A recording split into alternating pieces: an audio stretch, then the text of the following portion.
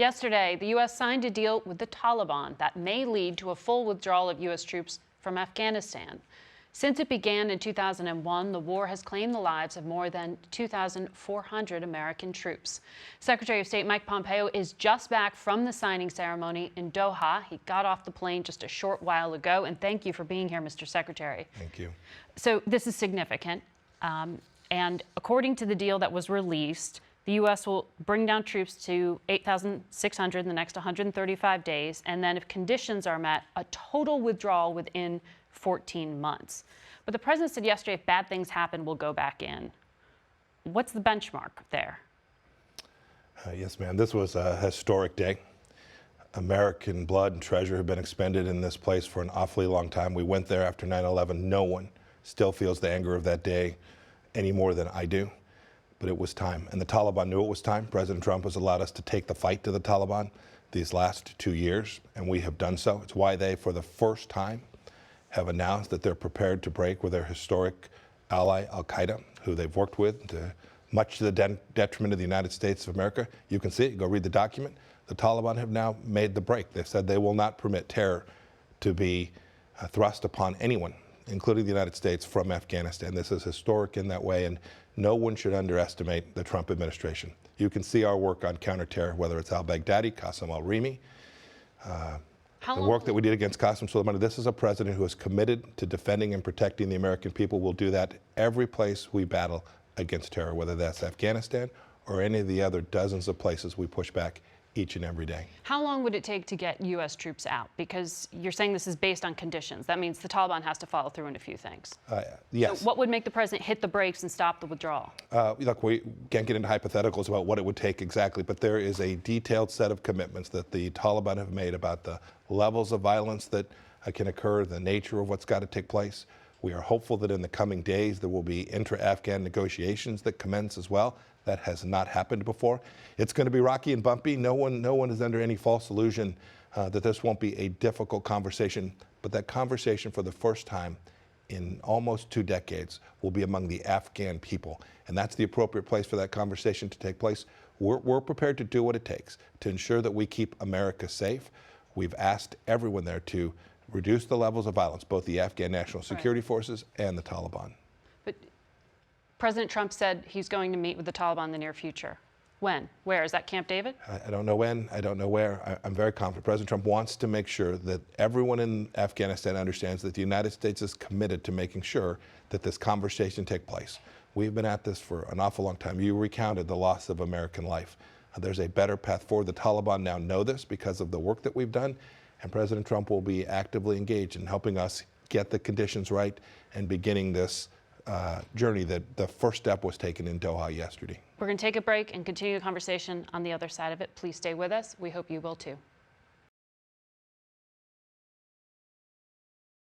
Welcome back to Face the Nation, and we are continuing our conversation with Secretary of State Mike Pompeo, who is just back in the U.S. after signing a deal with the Taliban in Doha. And just that statement alone is kind of amazing. You are the first U.S. cabinet official to ever meet with a member of the Taliban. I think you actually met with one of the founding members of the Taliban who was involved. I met with their senior negotiator yesterday, yes. You called them terrorists in the past. Do you still consider the Taliban terrorists? They have an enormous amount of American blood on their hands. And apparently in a partnership still with Al-Qaeda. Nope, they said yesterday, signed a document, the gentleman I met with agreed that they would break that relationship and that they would work alongside of us to destroy, deny resources to, and have Al-Qaeda depart from that place. And you trust that? Don't trust anything. We're going to deliver. It's about actions. The agreement set out the conditions, it set out the space, but no, this deal doesn't depend upon trusting anyone. It has a deep, complex, well thought out, multi-month negotiated verification complex and mechanism by which we can observe and hold every member of the agreement accountable. We'll do that. It's not about trust. It's about what happens on the ground, not only yesterday, which was an important day, but in the days that follow. The U.S. pledged in this agreement, which is public, as you say, that it will help to get up to 5,000 Taliban prisoners released. The president of Afghanistan, Ashraf Ghani, says no way, no how. Nothing like that was agreed to. All this is supposed to happen in the next 10 days. Did the U.S. agree to help release 5,000 prisoners? You saw what the document says. It says we will work with all relevant. What he's saying is wrong? It says that we will work with all relevant parties to build on confidence, to create confidence building measures amongst all of the parties, the Afghan government, non-Taliban, and others in the Afghan. We want this to be an inclusive process. But it's a process. We want This could be women. a spoiler in just the first 10 women to days. involve. There'll be lots of people say things. There'll be lots of noise. Everyone's competing for attention and time in the media.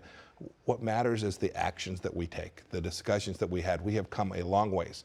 And we have worked not only yesterday while I was in Doha, Secretary of Defense was in Kabul along with NATO Secretary General Stoltenberg.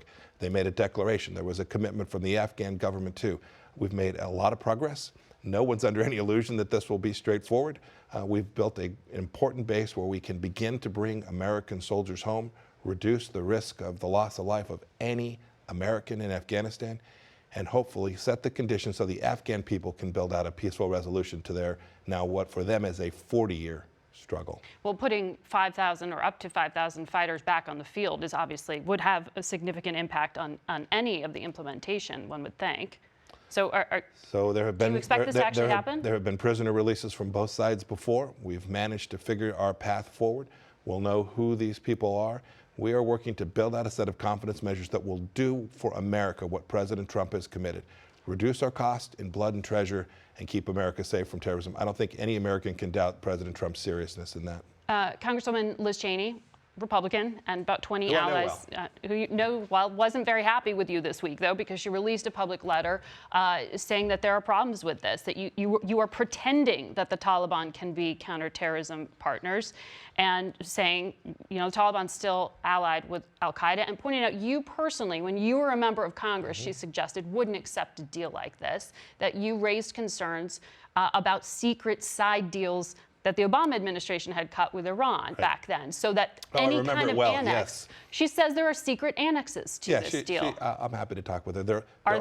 There are no annexes that the members of Congress won't have a chance to see. Meaning there are classified details that will be shared with Congress? The public document was released yesterday. There are 2 implementing elements that will be provided. They are secret. They are military implementation documents that are important to protect our soldiers, sailors, airmen, and Marines.